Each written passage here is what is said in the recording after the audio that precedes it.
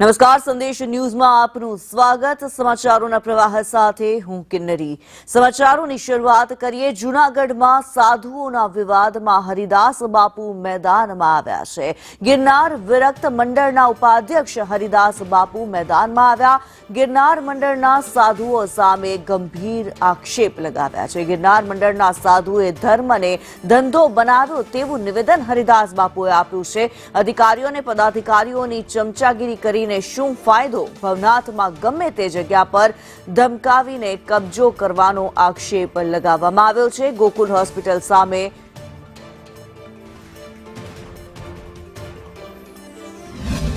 બીજી વાત रही कि एमें एक कौभांड बहार આવ્યા છે कि एक लेटर पैड ऊपर जाकर के लगभग 8 करोड़ रुपया ની वहीवट किया है।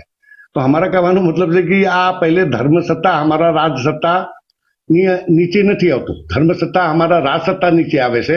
राज सत्ता नीचे हमारा धर्म सत्ता नहीं होता। અમે लोग महात्मा છીએ, અમે लोग साधु છીએ, અમે लोग एक मंदिर पुजारी છીએ।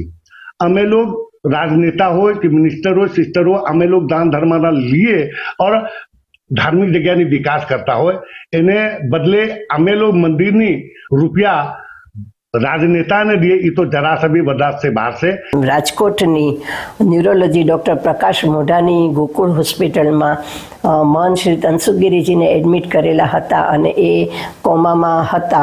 ते दरमियान अर्धी राते आईसीयू में जई अने कोई डॉक्यूमेंट्स पर एमना अंगूठा जे लई लेवामां आवेला छे, जे हकीकत महेशगिरीजीए एमना अनेक विडियो में स्वीकारेली छे। एटले अमारी दृष्टिए आ एडमिटेड फेक्ट अने क्राइम छे।